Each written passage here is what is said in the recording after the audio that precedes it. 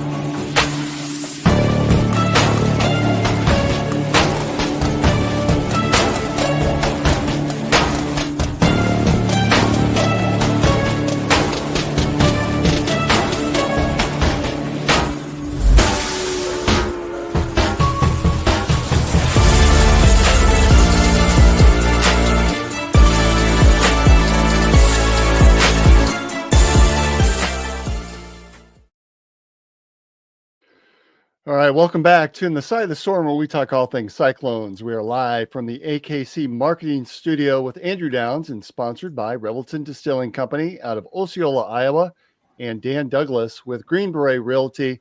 I'm Dave Larson here with my Storm Team partner and Cyclone great, the legend, Marcus Pfizer. Marcus, how are you tonight? Doing well, Dave. How about yourself? I'm doing well. Unfortunately, tonight we are missing Mr. Vintage, Brent Curvey, but for those of you who are seeking a vintage player, we have one on tonight as our substitute vintage guest. And this gentleman's Jacy Halloway, who had recently had the two best assist to turnover ratios in Iowa State history, was recently surpassed by a couple of future NBA guys that all of us are familiar with, Tyrese Halliburton and Monte Morris. Also, Jacy was part of 3 straight NCAA appearance teams from 95 to 97. So we welcome you, Mr. Substitute Vintage, Jacy Halloway. How are you tonight? I'm good. Glad to be here, and good to see Marcus again, too. You too, Jay. If you're the substitute vintage, I'm knocking right behind you. So I don't know how much I feel about that. Well, I'm definitely feeling vintage, turning 50 this year. So it's wow. Oh, well, happy birthday. Yeah, thank you. You know, as we're talking about the vintage days, okay, I have to ask, what's your favorite Cyclone logo? We have a lot of debate on that. It's funny you say that because I as a screensaver on my MacBook, I have both of them. I have the when I first started, it was that older the clone, side. The other side, and then it turned into that I don't know, mean looking one. I don't even know what they call it. Twisty side. Yeah. So I like those. The I-State. They've made some good changes. I think it's all good. I also like people to remember the throwback, but I think all of them are good, to be honest. As we're talking about throwbacks, Marcus loves to talk about the golden uniforms. Did you have a favorite as well? Yeah, I know you hated them. But... sorry, Marcus, that was kind of ours. That's when they came out. I think, was it my junior or senior year is when we got those, and we thought they were pretty cool. Dedrick and Sean and those guys, they and stuff. But well, it wasn't too much of the style of the jersey. It was just the actual jersey, like made by Russell or something, or whatever. The material. And I mean, and warm up lines, it's sticking to you. And once the ball hits you, it's everywhere. So that's what I didn't like about it. Yeah, I understand. So Jacy, obviously you've been away from Iowa State for a while now. Tell us about your trip and what got you into Ames. Oh my! How long is this? We can go as long as you want. Well, I'll try to shorten it as much as I can. But I wasn't a McDonald's All-American, but in Kansas was considered somebody that everybody wanted throughout high school, especially my senior year. Got to a point that every junior college, Division II, small college, the K-State, KU, Wichita State didn't really want me that much. Wichita State recruited me a little bit. K-State wanted me to walk on, like a preferred walk on. KU, they had Jock Vaughn in the mix, so they kind of stopped sending me any information even. So Hutchinson Community College was kind of the premier junior college in the country, where the national tournament's at, and it was 20 minutes from my house. I spent a lot of time there, knew a lot of people that worked there, coached there. And so, and both coaches that worked there recruited me for 2 years, junior and senior year. I kind of got found out by Iowa State assistant coach that was recruiting John Onchez out of Hutch. And they saw my name on the top of Hutch's recruit list. And it just kind of, whirlwind spun off from there and started getting recruited. But, it wasn't a lot of schools. I visited Oklahoma State. Coach Sutton, really respect him and everything that he did. An amazing career. He wanted me to go junior college as well. I was small, still not big, but I was definitely smaller then. And so they weren't sure if I could handle the grind of the Big Eight. But after that, North Texas offered me a scholarship, and then it was Iowa State. That was it. And that's Iowa State under Coach Johnny Orr at the time, right? Yeah, Johnny Orr, his staff recruited me, and just came in late. It helped that our state tournament all 4 years was held at Bramlage Coliseum in Manhattan. And so, what was the old coach for K-State? Old coach. He was kind of still around, but he went up to the Big Eight tournament, which was the same weekend, and talked to Johnny Orr a lot about me. Small town guy. Gosh, dang it! Get older, I can't remember these names, but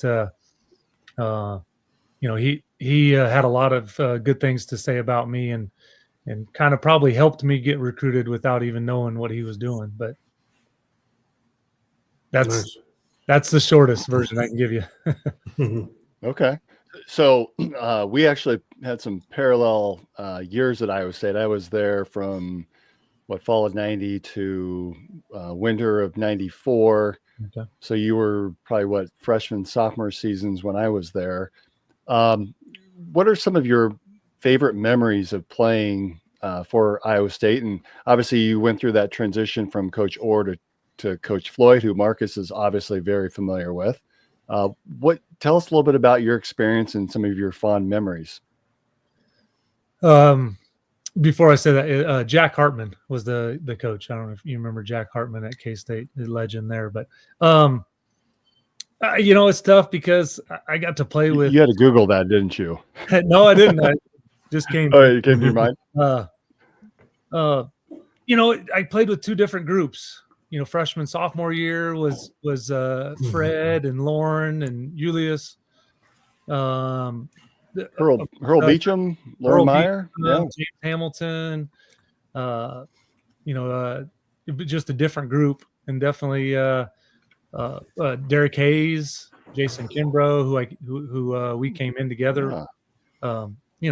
Great friends of mine still to this day, but it was a different group. And then my junior and senior year was Kelvin Cato, Dedrick, Sean Bankhead, Kenny Pratt, Clay Edwards, Paul Shirley, some of the crossover with Marcus, some of the guys, Stevie Johnson, my senior year. But you probably got Clay Edwards ready to beat up on Marcus Pfizer when Marcus was a freshman, right? Well, we talked about that a lot. I know. I know Clay a lot. We wanted Clay to be as big, whenever I was there as he was with Marcus. He got I don't know. A lot of, I just think about the teams and the times that I spent with those teams and teammates.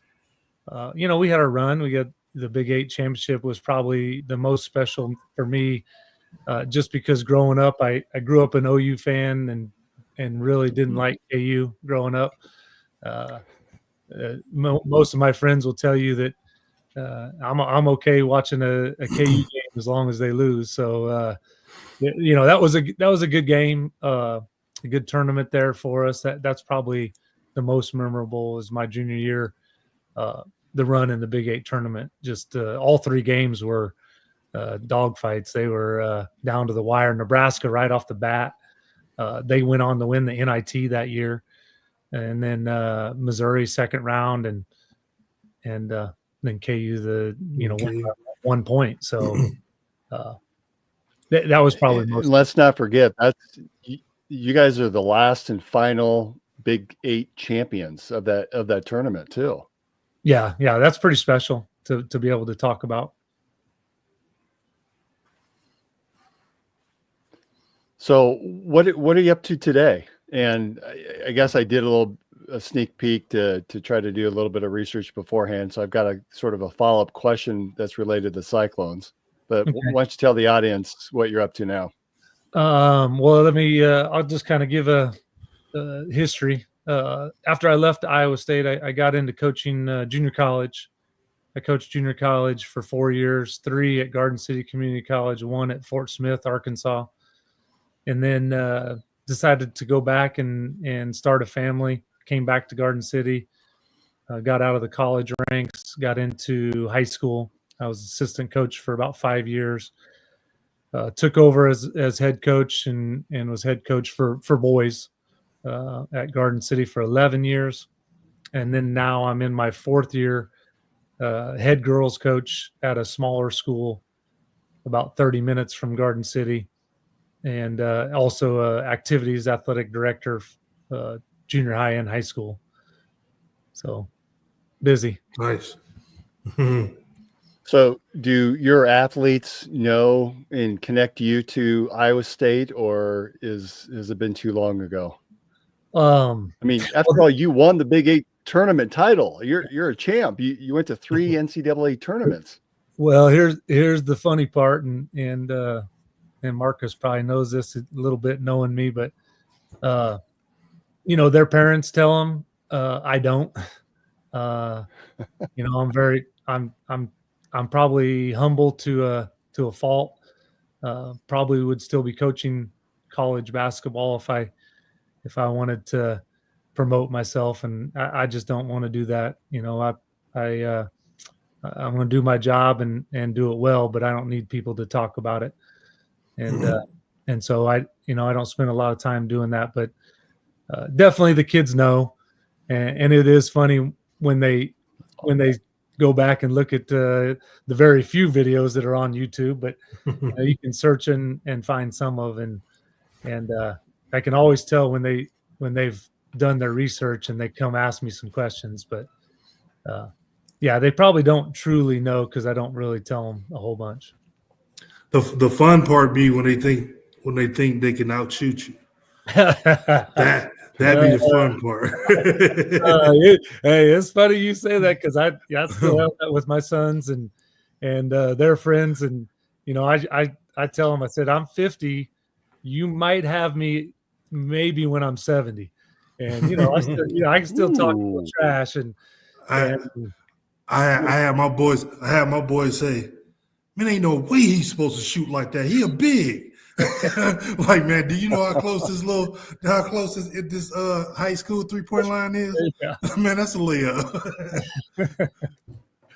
That's the fun part. And here's a photo I found of you two together. It looks like it was taken in 2018. Jacy, you get up to Ames very often? For a while there, I was getting up there with my coaching staff, my assistant coaches and friends that I know coach. I'd bring them up to a game every year, and we did it about roughly 9 or 10 years in a row. The last few years have been a little bit rough. Being athletic director, it's hard for me to get away. Pictures struggling. And you did say you are closer to 50 now, so a long drive. About 9-hour drive is what it is. Oh wow, is it? Wow. Yeah. Wow, that's a nice hop. Like Marcus Jr. is at CSI in Idaho. The JUCO up there, and it's not even 9 hours from here in Vegas. Like, that's a long drive. Yeah.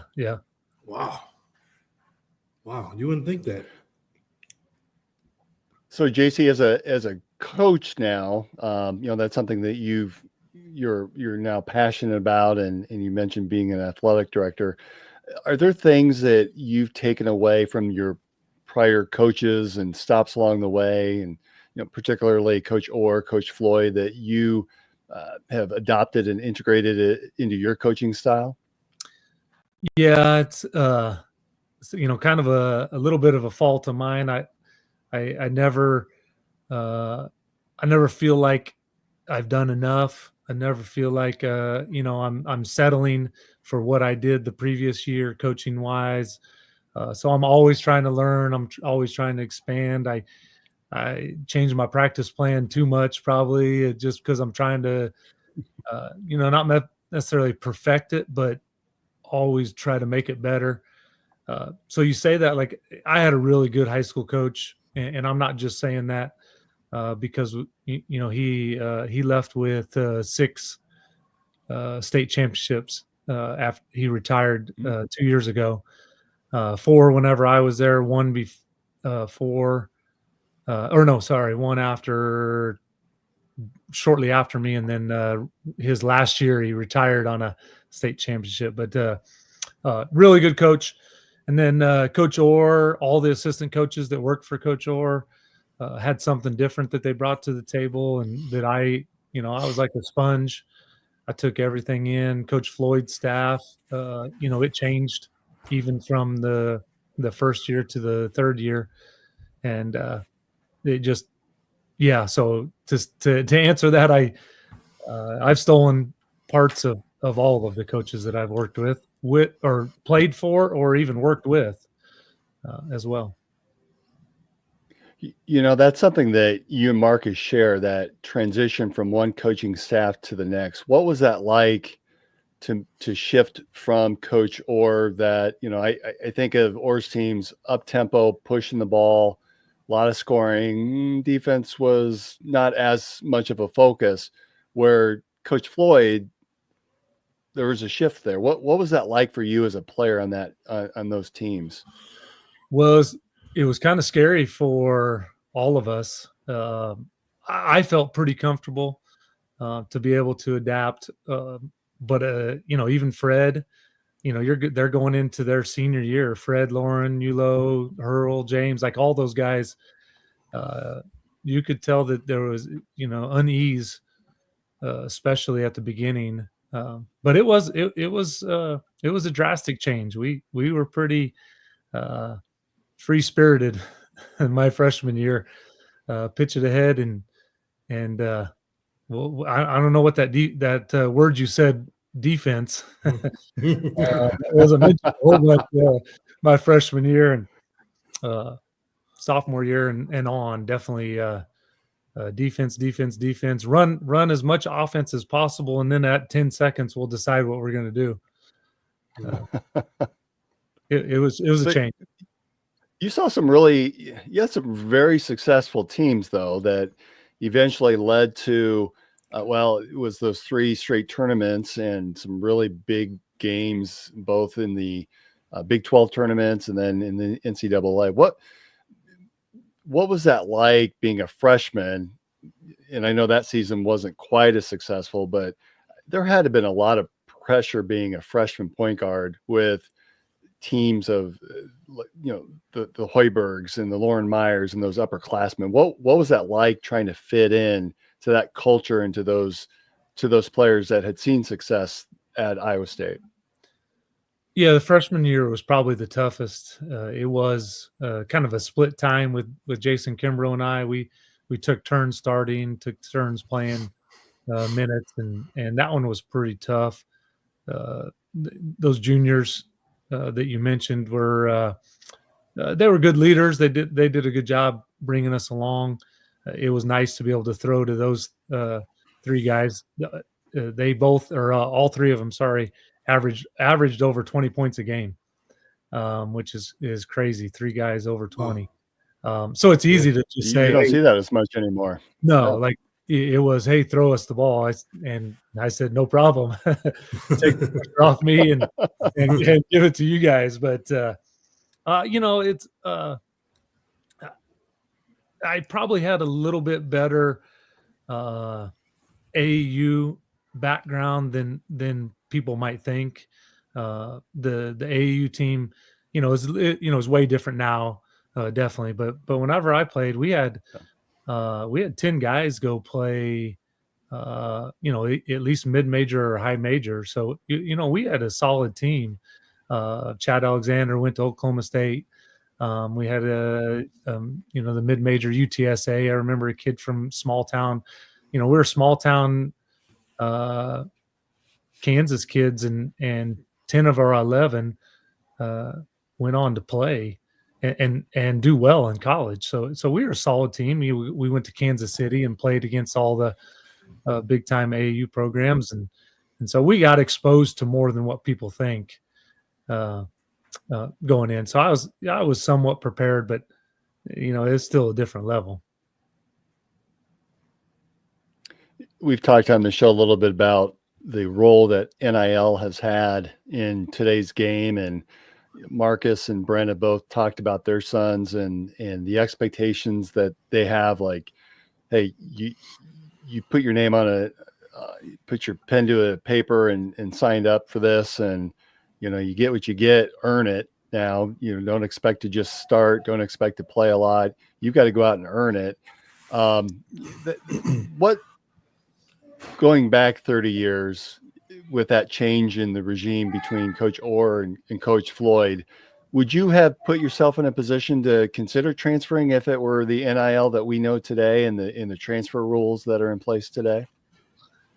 That's hard. That's a tough question, because you never know.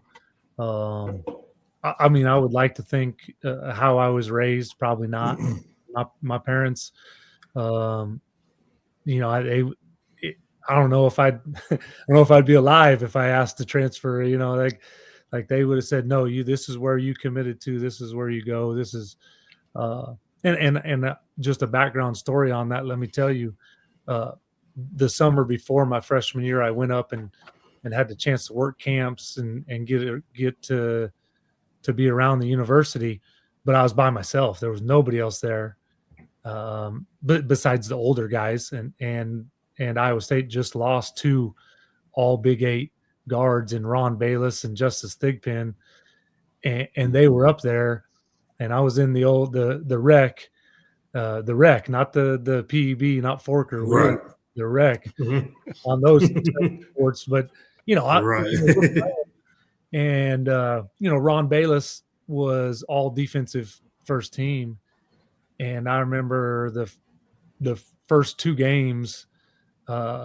I think I turned it over every single time I touched it because he was good. He was that good. And it was tough. And, I felt out of place for a little bit. And I called my mom, and she's no longer with us, but she could tell you that I said, Mom, I need you to come get me. I can't play here. I can't do it. And I won't use all the vernacular she but, used. without all those, she said, no, you're going to stay up there and you're going to do what you need to do to get it done and take care of what you need to get, good enough or whatever you need to do to make it happen. And there was no coming to get you. And she said, no, like your dad and I, we're down here. You're up there. We're coming to get you when it's time to come get you. Figure it out. And I think she maybe even hung up on me. So, that's the way I was raised, though, and I do think that helped, me fight through it. Ron Bayless, I went to him and I said, hey, like I need some help. Like what's going on? And he's like, here, like, and he worked with me afterwards because he's like, you're here, you're a Cyclone, so I'm gonna help you out. Man, that's a great story. To like expand on that, like I remember the first time my freshman year playing against Hurl, they just came back and like, what the hell? I mean, every time he touched it, it was like, and I'm, you know me, I'm the McDonald All-American. I'm coming. Yep. Man, it was him and Fred on the court together. Yeah, I think we played 15 games and we didn't win out of one. Yeah, and so it's that whole realm of like now you understand this different level, especially of veterans and upperclassmen that's been there and had been there for a while. It's like, man, I got to figure this out. I got to try to figure this out some way. Stevie wasn't trying to help out. He was, had been there a year, weight room and all that. Man, it was tough. It was real tough. I don't think I called my dad though, but I mean, I'm from Louisiana, so that's a little bit farther. I knew they weren't coming to get me, so I was just there. Yeah. It's interesting. You talk about the differences. You really did play for two different types of teams in your time, your first 2 years and then your second 2 years. But your role seemed to be pretty consistent. Just take care of the ball, get the ball down the court, and distribute. Was that sort of the edict from the coaching staff that, hey, here's where we see your role, knock down a shot every so often? Because I remember you as being that steady guy that would knock down a three, wouldn't shoot a ton, but when you did, it was on point, would make great passes. I was always remarked about how your facial expressions never seemed to change, just that consistent, steady player. Yeah, it was what I needed to do. I will say, my freshman year probably molded me into that a little more than if I didn't have those three, or if we did played a different style. Like Marcus said, about talking about shooting and these young guys tried to challenge me, and definitely the ones that watched me play or had heard about how I didn't shoot very much. They're the first ones to say, "Oh, well, man, you didn't even shoot the ball. I'll take you on." But little do they know, I averaged 26 points my senior year in high school, and probably could have averaged more if I would have played more than three quarters. But and you're a really good free throw shooter too, especially your senior year. I think you're 85% clip. Yeah. So it was something that it was tough, but it was what I felt was most beneficial to us winning games. And I had this conversation with a friend of mine 2 days ago that I had a group in high school and a group in college that I felt hated to lose more than we wanted to win. And I know, Marcus will understand that definitely as a player that, everybody's like, oh, I want to win. Well, yeah, you want to win, but if you hate to lose, you're going to do whatever you can to not have that feeling. And that's what it was for me. If it was diving on the floor, throwing it to all the other guys that I threw it to get them to score, that's what I was going to do. In your sophomore season, we talk about free throw shooting and scoring. Again, you did when you had to, and that resulted in knocking down a couple of free throws at the end of the Florida game. Is that the sophomore? Is that was my sophomore season? That was my sophomore year. Yeah. That was it was another question that actually came up with our radio. We have a guy that does our games on YouTube, live streams them. And, he asked me after the game because he mentioned something. We had a tight game and girl had to, shoot some free throws in a clutch situation. And he asked me about it. And I brought up that one. That was my sophomore year, late in the game against Florida, second round or first round of the tournament, and knocked him down. And he said, "Man, how do you do that?" And I said, "Well, you got to learn how to block everything else out. You can't hear the crowd. You can't even hear your teammates. Just block it all out." Where did you learn that skill? Because you're right. I mean, you played in some pretty intense environments, and one of which I want to talk a little bit about with Fog Allen. But how were you able to build that skill set? Practice. I don't know. I really don't. It just kind of probably came natural for me. Ultra focus, possibly, maybe just being able to concentrate, on one thing and just put everything else aside in my mind. So one of the things that we're seeing out of really the last couple of seasons in the Cyclone squads is there's been this transition of the conference, right? From the Big 12 to the new Big 12 and some new teams that are coming into the league. What was that like for your teams to transition from the Big 8 to the Big 12 and then bringing on some of the teams that you saw after playing in the Big 8 forever? I think maybe a little more personal for me growing up in it. Most of the other guys that were on the team, besides the ones that were already there, Fred and Lauren that were, Iowa guys and been around it. But, the Michigan kids that we had, Chicago kid, for them, it probably wasn't, as big a deal. But I grew up a Big 8 fan pretty much from get-go of learning about basketball. That's what it was. It was Big 8 for me. And so it was tough a little bit to welcome some of those Texas schools right off the bat. And it, felt like they were outsiders for sure. Well, and they proved themselves to be outsiders. All right, I want to take a quick commercial break and then come back. I want to talk a little bit about this year's team, and I think that there's some parallels between both of your squads that we're seeing start to play out this year. And let's go ahead and we'll hear a quick word from both of our sponsors. Making great tasting bourbon requires the perfect combination of ingredients, conditions, and time. The longer it rests, the better it tastes.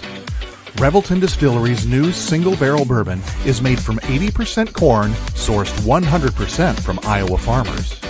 And unlike mass-produced bourbons, each barrel of Revelton's single barrel bourbon is unique, proofed on when it tastes best. As they like to say, it'll be ready when it's ready. And to ensure the highest standards of quality and flavor, owners Rob and Christy Taylor oversee the production and bottling. Every single barrel. Iowa born, Iowa aged, Iowa bottled. Try the new single barrel bourbon from Iowa's own Revelton Distillery. ReveltonDistillery.com.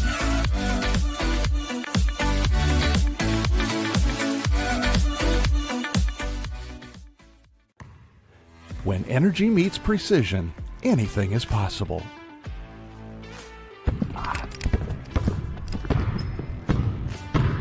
I'm Connor Hawley, the Chief Energy Officer of the Iowa State Cyclones. I'm full of energy on and off the court, but nothing gives me more energy than helping families find their dream home. And that's where Green Beret Realty comes in. They're more than just realtors. They're a team dedicated to getting things right for you and your family, just like we get it right on the court. Sometimes it takes a team to get the call right. And when you're buying a home, you want a team that makes all the right calls. That is Green Beret Realty. And here's the best part. When you buy or sell a home through Dan at Green Beret Realty and mention this ad, he'll make a donation to the We Will Collective, helping student athletes like me thrive on and off the court.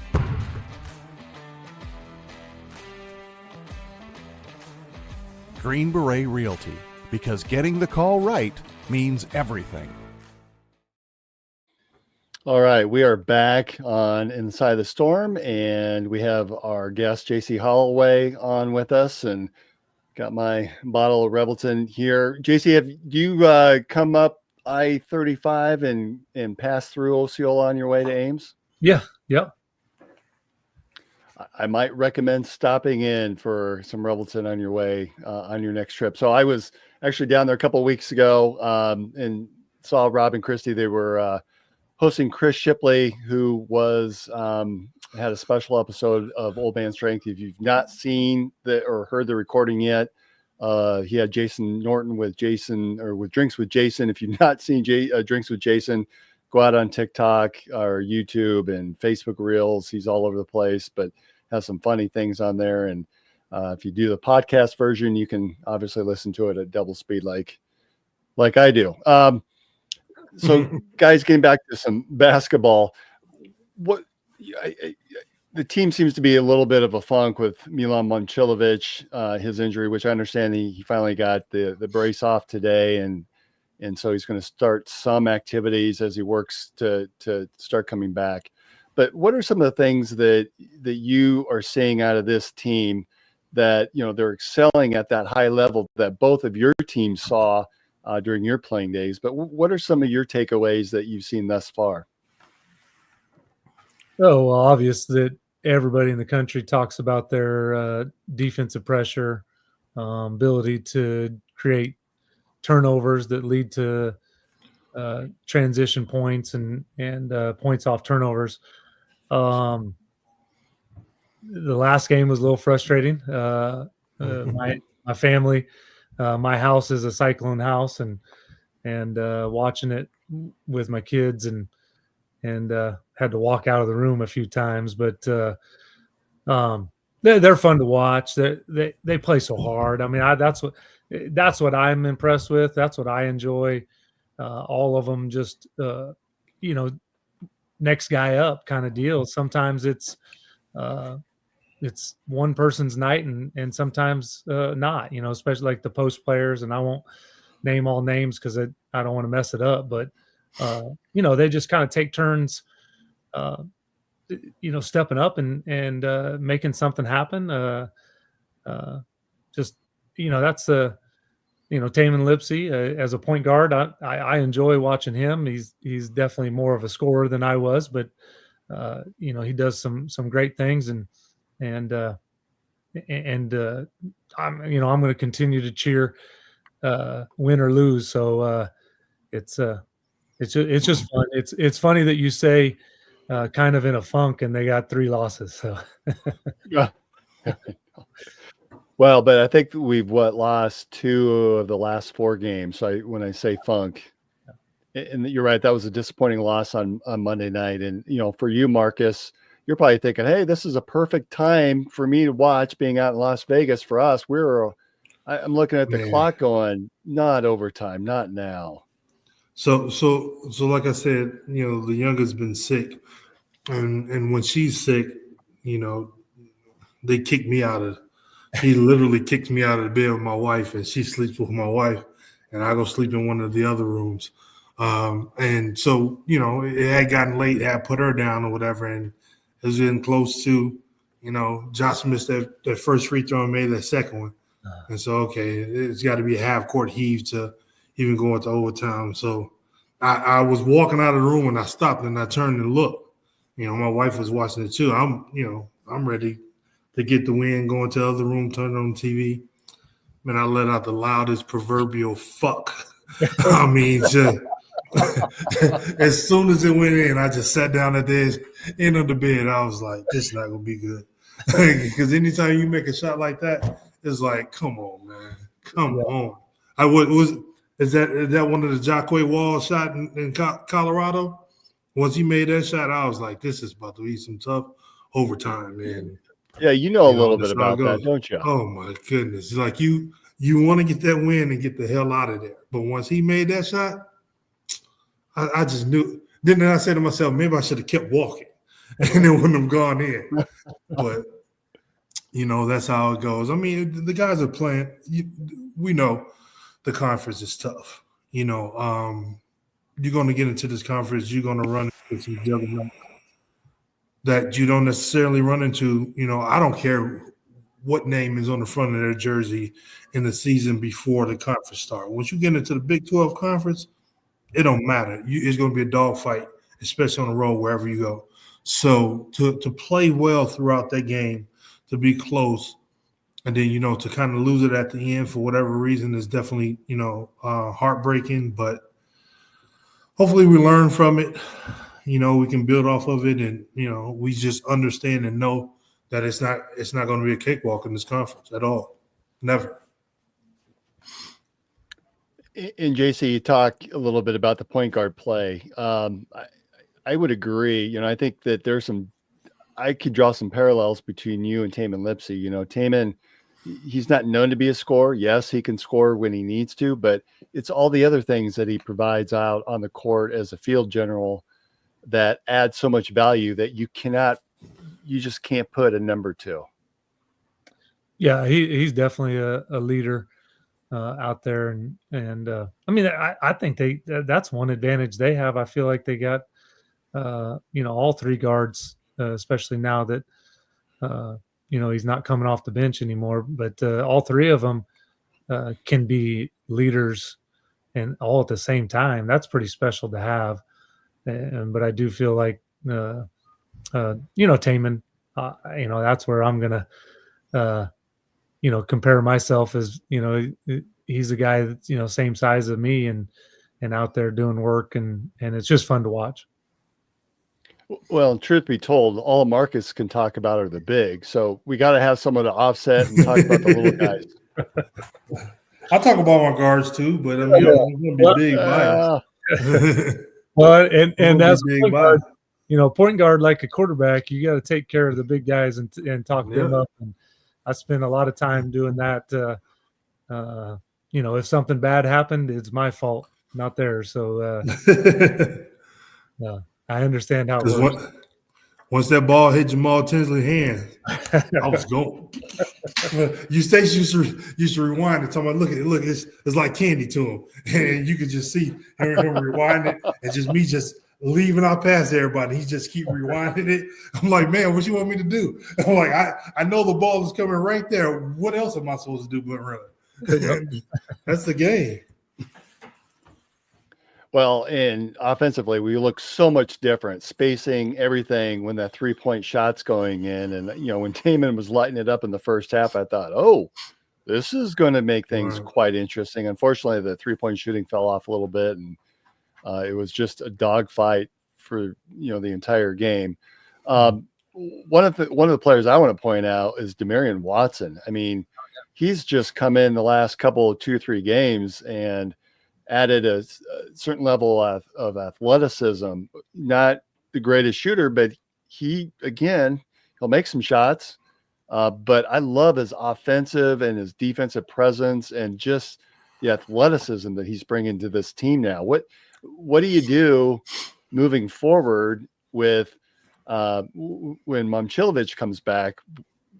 What do you do with Curtis Jones? Do you put him back on the bench? What do you do with Demarion Watson? What do you do with Nate Heisey? Yeah, almost too many guys, huh? I will say that that's a horrible problem to have. Yeah, maybe my sophomore year was a little bit like that, but my junior and senior year we didn't play a bunch of guys, so I'm not too familiar with this situation, but definitely creates an issue. Management of the team and coaching and trying to make everything fit together and everybody happy. these days is going to be tough. So your senior year, you had the Floyd only goes 6 or 7 deep because you played a ton of minutes. Yeah, Dedrick and I think were probably at least top 5 minutes played in the league. It was crazy. We didn't come out very much. 7. We probably played 7. A good number of minutes. 7. I wouldn't say. Our 8th one, depending on a game. But you probably didn't mind not coming out, right? I mean, that's what guards want to do. They want to play. No. Well, you get to a point where you're in good enough shape, and Right. and media timeouts. You learn how to play to them, and get yourself to a media timeout. So I never felt like I was completely, except for maybe a couple of times, exhausted enough that I even wanted to come out. But yeah, when to take breaks and not take breaks where it counts and stuff. So is that something you go back to your players and say, I played 37 minutes a game, fellas, gals? I try not to talk about it, but yeah, you guys are. I don't want to hear you say you're tired. Yeah, these teenagers. I didn't want to come out of it. Hey, Yeah. a fun question I think Marcus and I talked about a couple of weeks ago, but this came up during the broadcast. I think it was with you in the Utah game. But the question was asked, let's say that there's a trade. You can trade college players. I know it's not possible, but let's say you can. Between Taman, Keyshawn, and Curtis, and I'll tell you my answer after you answer, but who do you trade between the 3? You're trying to get me in trouble with the team. Man, it depends on your answer if you get in trouble. Keyshawn's tough because he's wearing my number. I don't know. He's keeping it alive, Curtis is keeping the guy on the screen next to you alive too. Yeah. Yeah. You know what? It would probably be him. I know that's maybe not the most popular answer. I really like him. I think he does some good things. But I feel like the other 2 could maybe with a different maybe player, they'd still strive and do well. I don't know. That's a tough one. I can't obviously say Taman. You can't get rid of the point guard. So that's my pick. Well, and I told you, I'd tell you my answer. It's, Yeah. when you're a parent and you've got 3 sons that you love dearly, I would resign. I don't know that I could trade. Honestly, they all do things differently, and they're all so essential to the team. And we talked a little bit about Taman and the presence that he brings from that quarterback of the offense, and it's all the little things. It's the getting in the passing lanes. It's the passing. It's the defensive. It's the pressure. It's the making of the shots. He's got so much, the guts, and Keyshawn has guts too. And he's that aggressive scorer. He's the guy that will take it to the hole. That some guards, they might not be so aggressive, and you need that type of athlete to go out there, and he gives everything he got that he has and plays with such passion. Then Curtis, for crying out loud, the guy's just lighting it up. That I don't know where we would be without him at this point. He's just, he's stuck around and he's, he went to Buffalo, transferred in, and he's just been such an important piece to this team the last couple of years. My answer is I would resign. Yeah, nice trick question. I agree with you. Yeah. Keyshawn reminds me a little bit of a smaller version of Kenny Pratt. Marcus, he makes shots that you're kind of like, how did that go in? like, how did he even get it off? And flat footed. Yeah. Not even jumping. Yeah, like, I mean, he's getting and ones and the ball's going in, and it does remind, Kenny was the same way. Like, we listed him at 6'4", and he was 6'2.5", and he was going up. All right. Yeah. I want to ask that question. So how tall was Kenny Pratt? So for those of you who 6'2.5". remember, that guy was a massive rebounding. Like he got every rebound, it seemed like, and then just would put it right back. I bet he scored 20 points a game just by putbacks. Oh yeah. But he really wasn't that tall. No, I'm not joking or exaggerating. 6'2.5". We measured him because we used to give him a hard time. Haley twins from Missouri, 7-footers, and he used to do work on them. 6'2.5", 4-man.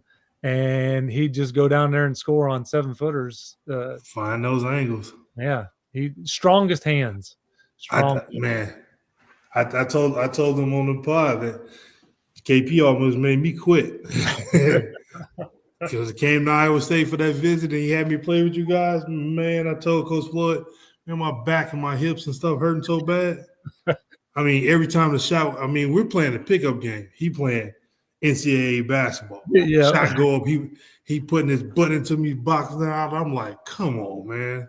I went back to the hotel, had so many back spasms. It was ridiculous. Well, that's that hate to lose mentality. I was telling you about. He didn't care what we were doing. We ain't win one of those pickup games either. Hey, I don't know if you're going to ask this question, but I better say something before my family watches this and gives me a hard time. I just want to talk about them just real quick. My wife and I, we have 8 kids. Oh wow! Congrats. 1 grandson, 1-year-old. Whoa! You have a grandchild already? Oh yeah. Oh my goodness! I guess we're getting up there in that age, right? Yeah. So grandson. I don't have any yet. Grandson at 1, and our youngest son is 4. So wow. We got a big gap of our oldest down to our youngest, and I've got a senior boy that's playing for our high school team. They're 11-1, and he's about 6'2.5". He's taller than me. And then I got a freshman boy, not quite breaking the varsity lineup, but he's going to. And then 8th grade daughter, and then 10, 8, and 6, daughter, son, and then the older ones that are 24 and 28. 24-year-old boy, 28-year-old daughter. Wow. So at what age did you start putting a basketball in their hands? It helps to have the siblings that push them. But they see it, they come to practice. They see me at games. I really haven't had to force them to do it. They all want to show dad how they can dribble, and it's just through watching it and being around it, I think is the biggest thing. And I don't push them.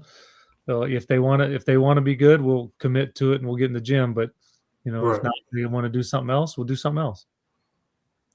So have far, any of your older ones gotten into? What's up? Have any of your older ones gotten into coaching yet? My oldest daughter, she was a manager for us whenever I was coaching when she was in high school. My other son, he's actually a ref. He officiates basketball, and so he does that to the dark side. I know it. I told him, I said, you put that shirt on, I don't like you, but make sure you take it off before you come in the house. That's a lot harder than what people think. What's that? Yeah. Reffing is a lot harder than what people think. Yeah. Like one of my ex-teammates, Smush Parker, he's working on, to play in LA and Cleveland. He's working on, trying to get to the NBA and with officiating. So he does a lot, around the nation. But he's like, man, it's tough. It's real tough. He's like, man, as much hell we gave these referees. He's like, man, I get it now. Yeah, my son, the one that does it, he he does mostly sub-varsity stuff just because he likes to do it. He's not looking to make a career out of it. He just enjoys doing it on the side. Well, and there's a shortage of referees and good referees, so I certainly applaud him and his willingness to go out and bear the crowds that are out there with mom and dads sort of living vicariously through their children. And I've done coaching. Both of you guys have been coaches, and it's a much different. Those crowds seem much different than they used to be. Yeah. It's changed. So coming back to the men, next game is Saturday. It's a home game against TCU, a whiteout game for those of you who may be heading up to Hilton Coliseum to watch that. And then we go back to the traditional Tuesday, Saturday schedule for pretty much the rest of the year, with a pretty big game coming up February 22nd at Houston. And then we do get a return game against Arizona. So we get a chance to see them again. And it should be interesting to see how that Big 12 schedule shakes or standing shake out. Right now, it really seems to be a 4-team race between us, Houston, Arizona now, Texas Tech, and maybe an outside shot at Kansas. Although, Jacy, you guys probably all don't really care much about Kansas anymore. So, the way it sounds. Yeah, I mean, it's still going to be fun to beat them. Yeah. Were you going nuts? Were you watching the Iowa State KU game on the big screen when they played? Oh yeah. We try to make sure that we don't have anything else going on if we can, for sure. Do you follow the women's program much? Yeah, Coach Finley. I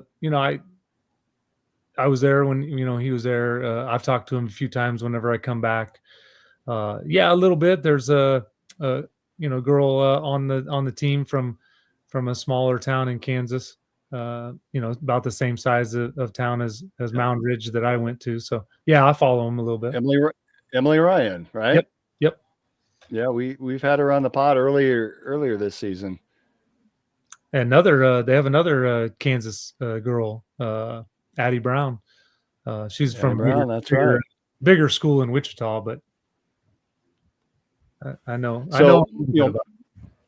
Marcus used to have some spirited games against Megan Taylor at the rec center. Did you have any similar games against women, some of the women players during your day? They were spirited. She used to beat me. That was a good one. He was good. I was trying to be nice about it, Marcus. Nah, that wasn't spirited at all. She used to beat me. Shooting competitions, we did a little bit of that. Yeah, it was fun. We were around them so much, we knew them so well. Yeah, it was occasional trash talk here or there, and shooting competitions for sure. Marcus talks a little bit about playing at the different practice facilities, and his maybe least favorite was Hilton Coliseum to practice. Where was there a place on campus that you enjoyed practice more than others, and maybe one that you didn't enjoy quite as much? Well, I actually listened to that podcast with Jake and heard Marcus say that, and I 100% agree with him. Practice in Hilton was something that you hoped wasn't on the schedule for a lot of reasons. We cold understatement. They how they'd leave the doors open on that ramp.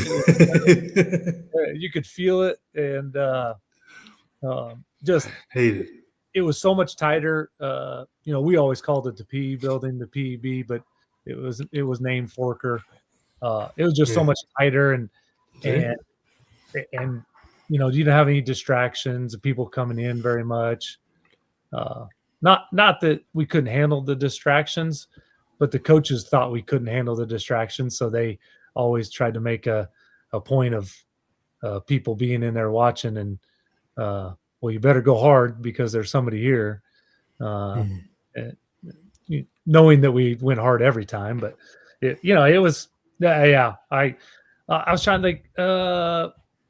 we never practiced anywhere else. I was trying to think. I don't think we played pickups games at State Gym. Right. Never practiced there. No, it's the exact same. Yeah. What was the other one across from State Gym where the swimming pool? I don't know. We just used to. I don't think we ever practiced in there. It was just pickup games too. But Yeah. I never even knew the name of that place. I just we just showed up there. But State Gym was probably we used to get out there and run on that dirt track behind it. that was 6 a.m. Yeah. Craziness. And then we used to do pickup games in the State Gym and stuff like that. I used to, so it had the plexiglass at the top and the board at the bottom that the rim was on. And I used to try to break it. I mean, crack it or something. And so, like, the people that work up in there used to say, we're going to tell Coach Floyd. So I don't care. Tell him. I used to try to break every single time, missing dunks, everything, ball bouncing all up in there, and just hard, just trying to break the rim because I hate it. Because it's so cold in there. Like, why are we even here? But the actual practices, the Forker was probably the best. Yeah. Smaller court. Yeah. You can get away with a whole lot up in there. So definitely Hilton. Man, I couldn't stand. No, I agree. So how about favorite places to play? And maybe a secondary question. Fog Allen in Lawrence, is it just another gym? No, it's not. I mean, if you know the history of basketball, it can't be considered just another gym. You can act like it. You can talk about it not being special, but even as somebody that's not a fan of KU, I'm a fan of basketball, and that's a pretty crazy special place. I really hated it because we always had to play them on senior night at their place. It was always scheduled against us. I think all 4 years it was their senior night for us, and so that was tough. Favorite place, I mean, Hilton has got to be number one. I know that's an easy answer, but if you're going to go on the road, I wasn't that fond of Colorado. Nebraska wasn't anything special. OU wasn't either. I mean, it wasn't even that great of crowds at OU. I didn't feel like they weren't real loud. Another tough place probably would have been Oklahoma State, Stillwater. I never won. Just because of the fans? Yeah, they're just on top of you. Yeah. Well, I played in there where before they expanded it, they went and almost doubled the seating. When I played, it was only about 7,000 or 8,000, but that was jam packed. They went up higher with it and made more seats, but it was it was rough. It was loud. And Missouri wasn't a huge atmosphere game, but it usually was a tough game. We always had tough games there. Those are always bad. When I think of tough Big 8 games, Missouri, because they had Norm Stewart at the time, right? Yeah. Yep. And then Colorado. I've never, as a fan, watching any team go to Colorado, football or basketball, it just seems it's never been a recipe for success. It just, for whatever it is. So it's interesting to hear you say that maybe was a place that you didn't quite enjoy. Yeah. Especially after getting beat by about 40 one night when Coach Floyd got tossed. And And really? That was at Colorado? Yeah. And here's the worst part. So we played the game. We're just getting blasted. Coach Floyd gets tossed. It continues. It was 30 or 40 in my mind, in my memory. And then we left the game because I think it was an early game. And we went to a Denver Nuggets game as a whole team. We go to the game and they flash a picture or video. They get us on the big screen that we're at the game. And, oh, by the way, this is the score from earlier. It was, yeah, embarrassing. Oh, were you all standing there wearing your Iowa State gear then too? Oh yeah. Oh yeah. Oh, It was bad. That probably was deliberate. Yeah, it was. It was. well, JC, it's been just an absolute pleasure to have you on and go back and hearing stories about your days playing for the Cyclones and some of your experiences. And thanks for joining Marcus and I tonight. And to everyone else, again, thank you for joining us. It's really a privilege to be able to have everyone on listening to the podcast, subscribing to the YouTube channel for both Side of the Storm and Three Beards Media. And again, thank you to our sponsors, Revelton Distilling Company and Greenberry Realty. We certainly couldn't do this without you, and also to Andrew Downs and AKC Marketing. So thanks, everyone. Let's cheer on those Cyclones. We got some big games coming up this weekend. Women play tomorrow night at Kansas State. I think they're 10 or 11 in the country, and then they follow up with TCU this weekend. That is shaping up to, we get a chance to knock off two of the top teams, not only in the country, but certainly in the Big 12. So let's cheer on all the Cyclones, and we'll see you for our next episode of In the Side of the Storm. Go Cyclones. Go Cyclone. Yep.